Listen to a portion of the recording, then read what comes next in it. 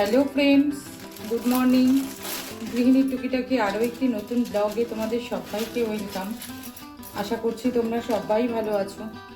তো আমি উঠে পড়েছি, বেশ অনেকক্ষণই হলো। চা খেয়ে ফ্রেশ হয়ে টুকিটাকি কিছু কাজকর্ম সেরে চলে এসেছি এবারে রান্নাঘরে। আর আজকে সকালে জলখাবারে বানাবো হচ্ছে ম্যাগি ভাজা। ম্যাগি ভাজাটা আমরা সবাই খেতে খুব ভালোবাসি। আর মাঝে মধ্যে একটু ঘুরিয়ে ফিরিয়ে জলখাবার না করলে ভালোও লাগে না, ওই রোজ রোজ এক রুটি তরকারি খেতেও ইচ্ছা করে না। তো সেই কারণে ভাবলাম যে অনেক দিন ম্যাগি ভাজা করা হয় না, তাহলে আজকেই করে ফেলি ম্যাগি ভাজাটা। তো ম্যাগিটা সেদ্ধ করে জল ঝরিয়ে রেখে তারপরে যাব হচ্ছে ওপরের কাজ কমপ্লিট করে এসে তারপরে ম্যাগিটা ভাজা করব। আর ম্যাগি সেদ্ধর জলটা গরম হতে হতে আমি ওদিকে পেঁয়াজটাও কেটে নিয়েছি, যাতে আমার একটু তাড়াতাড়ি হয় কাজে।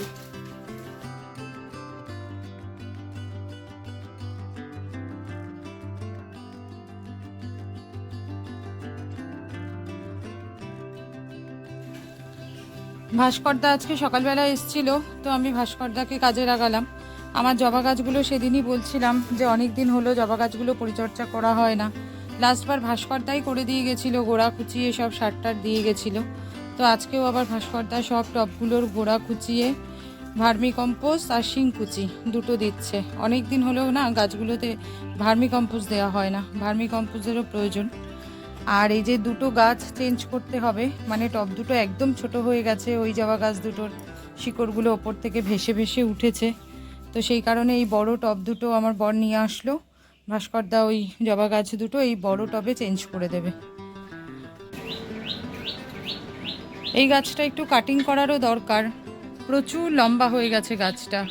এই সময়টা গাছগুলো কাটিং করার মানে একদম ঠিকঠাক সময়।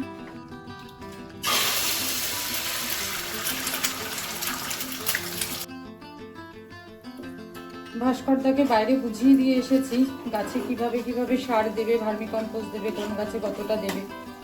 একটু দাঁড়িয়ে থাকলে ভালো হতো, কিন্তু আমার যেহেতু দাঁড়িয়ে থাকার সময় নেই, জলখাবারটা বানানো হয়নি এখনো। তো ভাস্করদাকে বুঝিয়ে দিয়ে এসে এখানে ম্যাগি ভাজার জন্য ডিম ভুজিয়াটা করতে বসিয়ে দিয়েছি।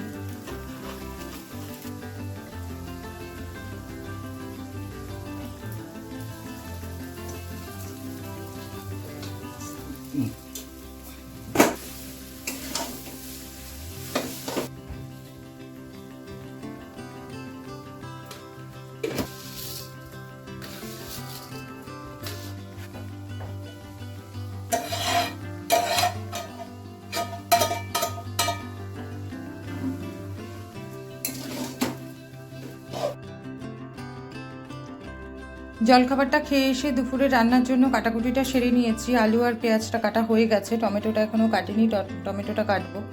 আজকে দুপুরে রান্না করব হচ্ছে ডিমের মামলেট করে ঝোল। অনেক দিন হলো ডিমের মামলেট করে ঝোল রান্না করি না, বেশিরভাগ সময়ই ডিম কষা রান্না করি।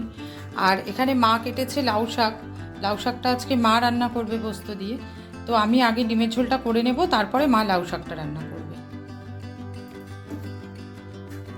ডিমের ঝোলটার জন্য ডিমের মামলেটগুলো সব করে নেব, আর দুটো করে একসাথে করব, তাহলে আমার সময়টাও বাঁচবে, তাড়াতাড়ি হবে। আর দুটো করে করে মধ্যখান থেকে কেটে নেব।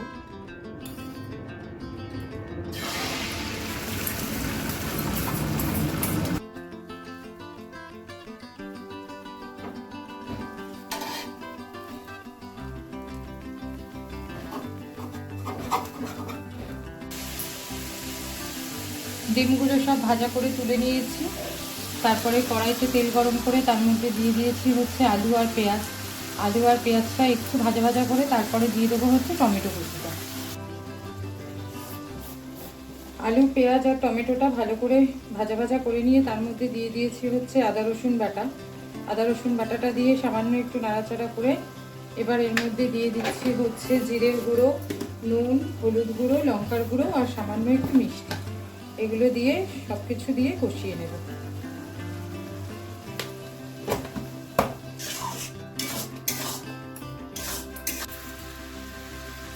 ডিমের ঝোলটা আমার ফুটে উঠেছে, ভেজে রাখা ডিমগুলো সব দিয়ে দিয়েছি। আর ডিমগুলো দিয়ে আমি বেশিক্ষণ ফোটাবো না। আর এই যে এখানে মা কিন্তু লাউ শাকটা বসিয়ে দিয়েছে। মা আজকে লাউ শাকটা করবে হচ্ছে পোস্ত বাটা দিয়ে। আর মার হাতের এই নিরামিষ তরকারিগুলো খেতে কিন্তু খুব সুন্দর হয়, খুব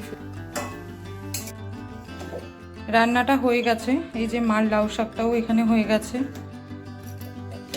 আর এই যে ডিমের মামলেটের ঝোল, আর ভাতটা বসিয়ে দিয়েছি, ভাতটা হচ্ছে। ভাতটা হয়ে গেলেই মোটামুটি রান্নাঘরের কাজ কমপ্লিট হয়ে যায়। দুপুরের পর থেকে মধ্যিখানে পার হয়ে গেছে কিন্তু অনেকটা সময়, আর এখন চলে এসেছি রান্নাঘরে। এসে রাতের জন্য চালটা ধুয়ে ভিজিয়ে দিলাম।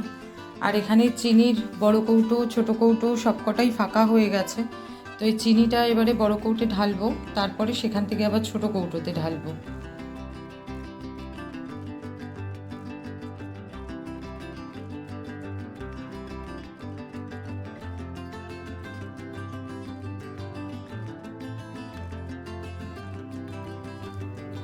ভাতটা হয়ে গেছে, আর মা ভাতটা বেড়ে নিয়ে চলে এসেছে, আমার ছেলেরটা আর আমার বরেরটা।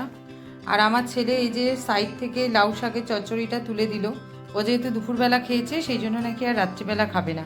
আসলে ও তো সবজি তরকারি খেতে একদম পছন্দ করে না, যেটুকু খাওয়ানো হয় জোর করে করে